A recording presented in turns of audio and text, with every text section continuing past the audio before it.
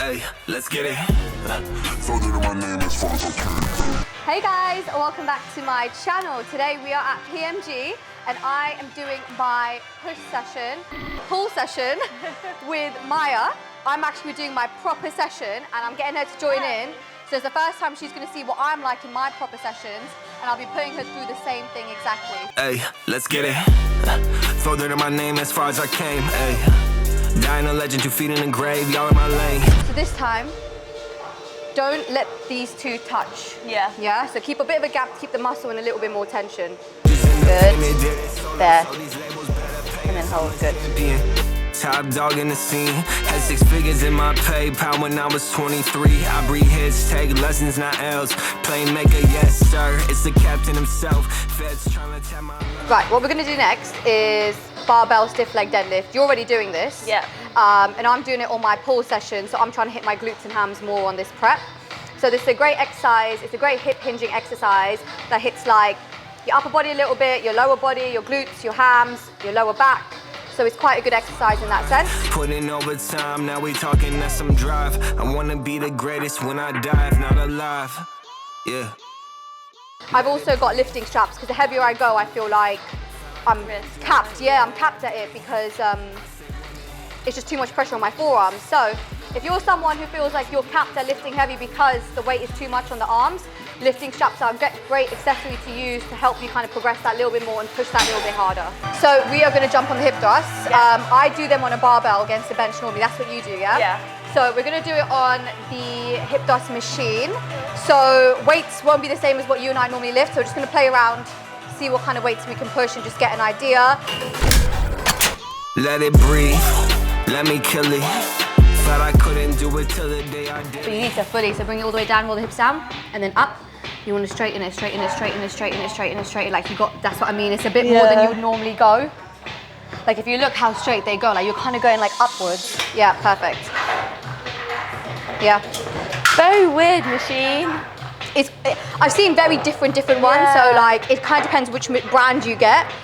But yeah, it's a little bit too high. I've seen them on TikTok. Yeah. So normally I hip thrust 80, 90 kilo on the bar. Maya does roughly the same. I think she's around 80 kilos. But when you're using a machine instead of free weight, the resistance is different. So now we're on like 37 kilos, and I failed on 9 reps. So it's a bit disheartening, but just remember every piece of kit, especially machines at every different gym, will vary with resistance. So you can't always promise yourself that you're going to hit the same weights if you're changing environment. Environment is a massive factor when training. Got no limit. Live a hero, die a legend. Live a hero, die a legend. Break the bank. Got some blue faces in the safe. Got some newish on the way. Buzz from Boston to LA. 9 to 5, 24 in a day. Bottom. So I'm doing the posing practice. I'm doing it every day and I tend to do it after my sessions. This is because posing is like one of the hardest aspects when it comes to competing and being a bodybuilder. You need to be able to keep your balance. You need to be able to tense the right muscles needed, not tense the wrong muscles even. And if you don't practice, you won't be fluent with it. You need to be graceful on stage with your walk, with your poses, with your transitions. And there's a lot to it that people don't understand. But the more you practice, especially in heels, the better you're going to get. So it's that consistency, and I just find it's easy to practice after sessions. So either in the morning I do it or after my training session, depending, but I aim to do it every single day. So if you're looking to compete and you're not too sure about posing, I would say definitely hire a posing coach.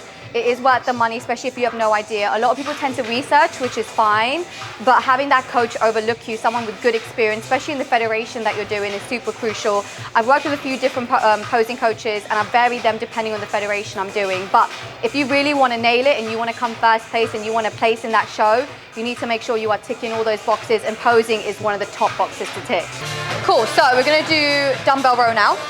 So we have finished up upstairs, we are now downstairs. We're going to do single arm dumbbell row, single arm pull down, and then we're going to finish on some biceps. So we've got a few more workouts, exercises left, which we're going to show you. So yeah, we're just going to finish off a bit more back, completely finish on bis. Now with this, we could do a machine. Again, like I said, the difference between free weight and machines. But we're gonna go free weight today on this, just to make it that little bit harder. Line, I got time to make money every way. Throwback fitted, pre-roll hit it. I don't see it now, I got leverage in the business. A million reps, I got fans, no gimmicks. Cool, so done our warm-up set. I went for an 8 kilo on my warm-up, did about 8 reps each arm. Now I'm gonna go up to 10 and I'm gonna do about 10 to 12 reps, and then I'll increase again for my final working set. So there's a few key things you need to keep in mind when you're doing this exercise. So you wanna make sure you're on something balanced and so that you can put your pressure on. Front leg's always bent, back leg's always straight. I always like to keep the dumbbell a bit more diagonal up, if that makes sense. You want to squeeze the core tight, row. As if you're putting it into your back pocket in a sense. You're getting tired now.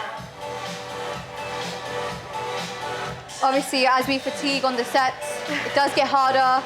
Form goes off like I've said, but to be honest, she's still looking good, she's still pushing hard. Form will obviously go off a little bit as it gets harder for you, as your body gets tired. But that's when you practice and practice till you can perfect it, then you increase weight.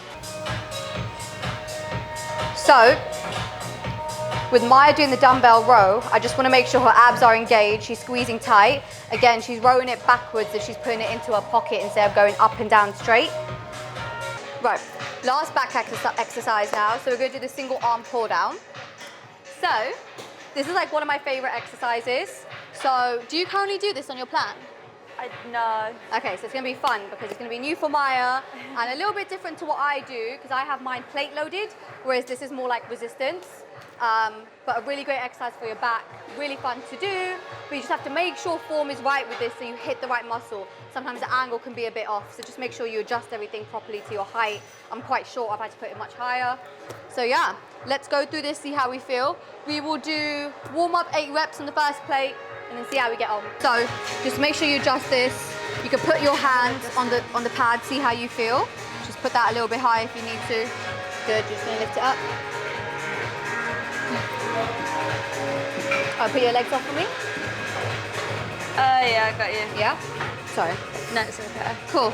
And then we're on the first plate, and then you're gonna grip and then make sure you're thinking about rowing back with the elbow. Yeah? Like, hand like that? Yep. And then now lead with the elbow. Good. Row it back. Nice, nice. I'm man of the year, game 6, no scrimmage, let it breathe. Let me kill it. Said I couldn't do it till the day I did it. I stay winning, got no limit. So I try to focus on leading with my elbows, which is really hard to think about. It's something I'm recently trying to perfect. So I'm trying to think right now, instead of leading with my back or leading with my hand, I'm thinking to lead with the elbow coming back. So what I'm thinking about doing is trying to hunch forward instead of arching my back too much. If I feel like I'm hunching, I feel like I'm hitting the muscle better. So I want to make sure my wrist is tucked in when I'm doing this. I'm hunching in, and I just feel like I can hit it so much better. So we want to make sure that when doing this exercise, we're hitting certain movements correctly. Tip, I tend to find sometimes if I close my eyes, I can really just focus that little bit more on the mind to muscle connection. So with Maya, I'm telling her to kind of row the elbows back when you're doing this movement. Don't try to think about lifting with the shoulder or the back itself or the hand. It's the elbow part that you need to think about. And I find that if I'm hunched over, I can hit that much more efficiently compared to trying to keep my back arched. So if you hunch and crunch your abs in and now row it. Yeah, so automatically you just feel it that little bit more. Good. Tuck that wrist in for me a little bit more. There we go. Yeah, let it breathe, let me kill it. Thought I couldn't do it till the day I did it. I say winning, got no limits. Live a hero, die a legend. Live a hero, die a legend. Let it breathe, let me kill it. Thought I couldn't do it till the day I did it. I say winning, got no limit.